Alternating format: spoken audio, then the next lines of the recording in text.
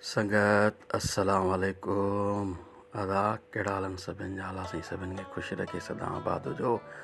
अदा अॼु निकितासीं असां जिम लाइ। मुंहिंजो नंढड़ो मूंसां गॾु हो, ॿियो मुंहिंजो नंढड़ो अब्दुलरहमान मूंसां गॾु हो ऐं असां वञी रहिया हुआसीं जिम ते एक्सरसाइज़ लाइ। जिम त मां कंदो आहियां इहो डेली वॉक केॾी महिल कयूं था, केॾी महिल नथा कयूं, पर जिम तक़रीबन डेली कंदो आहियां। छो जे इहो वज़न वधी वियो आहे तमामु, पोइ इन करे डॉक्टर ॾस ॾिनो त बाबा जिम कर, वेट लॉस कर, पर वरी बि वेट लॉस घटि थो थिए। हाणे मूं वरी सोचियो शहर जो तव्हांखे दीदार करायां थोरो। तव्हां शहर जो दीदार कयो, शहर खे इंजॉय कयो। ॾिसो माशाल्लाह, हीअ आहे असांजो सेवण जो शहर। बिजली हुई कोन शहर में। हीअ जेस बैंक आहे असांजी शहर जी। हितां असां क्रॉस कंदा वियासीं पे जिम ॾे।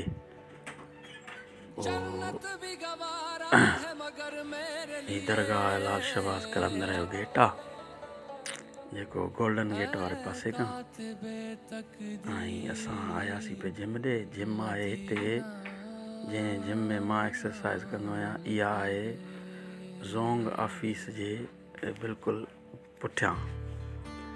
हितां खां आहे ज़ोंग ऑफिस। हीअ आहे ज़ोंग ऑफिस। ज़ोंग ऑफिस बि खुलियल आहे परियां। हीअ पुठिएं पासे खां जिम आहे। हीअ आहे जिम। सो हिते पुराणा ही उस्ताद आहे, हीअ त आर्नड आहे। असां अंदरि दाख़िल थियासीं जिम में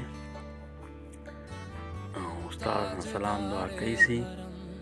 पोइ वरी असां जेको आहे सो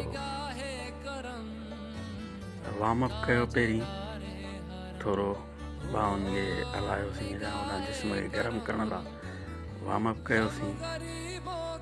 उन खां पोइ वरी जेको आहे सो एक्सरसाइज़ शुरू कईसीं। अॼु मुंहिंजी एक्सरसाइज़ हुई ट्राइसेप जी। मां हलाईंदो आहियां ट्राइसेप जा 4 खां, माना हर सेट 4 खां 5 हलाईंदो आहियां। ॿिया वरी पेट जा सेट हलाईंदो आहियां। सो अॼु पहिरियों सेट इहो मूं ट्राइसेप जो हलायो। सो उस्ताद मूंखे चयो त उहा हिते ॿाहूं रखणियूं आहिनि, ईअं हलाइणो आहे। छा आहे नवां आऊं, एॾो टाइम कोन थियो आहे मूंखे, थोरो टाइम थियो आहे तमामु। हाणे जॉइन कयो आहे जिम। सो वेट बि आहे, इन करे शुगर जो ऐं ब्लड प्रेशर जो ख़दशो बि आहे। सो वांधकाई बि आहे त माण्हू इन खां बहितर आहे त पंहिंजी फिटनेस ऐं सिहत ते ध्यानु ॾिए। वांधकाई त ख़ैर कंहिंखे बि कंहिं वटि बि कोन्हे, टाइम कढणो थो पए। कलाकु अधु कलाकु कढणु लाज़मी आहे, पंहिंजी सिहत जो सोचणो आहे। ॿियो सेट मूं हीअ हलायो ट्राइसेप जो। छो जे इंसान खाधा जेके असां हींअर खाऊं था, उन्हनि में जेको आहे सो सिहत जे बजाए बीमारी घणी आहे। ॿियो असांखे कमुकार आहिनि कोन। यानी की मक़सदु इहो आहे त माना जेॾां वञूं था त मोटर साइकिल ते, भाॼी वठणु वञूं था त बि गाॾीअ ते। त इन करे जेको आहे सो कलाकु अधु कलाकु कढी माण्हू एक्सरसाइज़ थोरी करे थो, पसीनो वसीनो निकिरे थो। सो इन करे ज़रूरी आहे। ऐं टियों सेट मुंहिंजो जेको आहे सो इहो हो, हीउ मूं हलायो। टियों इहो सेट हो। सो एक्सरसाइज़ करणु, जिस्म खे हरकत ॾियारणु सिहत लाइ जेको आहे न तमामु बहितरु आहे। हिन जा वॾा बेनिफिट आहिनि, वॾा फ़ाइदा आहिनि। ऐं माण्हू आहे त ॾाढो ॾुखियो कमु। यकीन कंदो, कंहिंजी दिलि ई न चवंदी आहे कंहिं महिल। पेट जे सेटनि में पहिरियों सेट इहो हलायो ऐं ॾाढो ॾुखियो ख़तरनाक सेट हो, पर पोइ मिड़ई मां आस्ते आस्ते उस्ताद बीठो हलायोसि ऐं ॿियो सेट वरी इहो हलायो।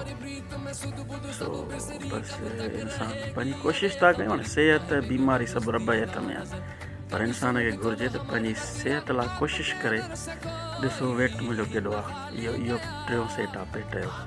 तक़रीबन 4-5 सेट हलाईंदा आहियूं। इहो आख़िरी सेट हो।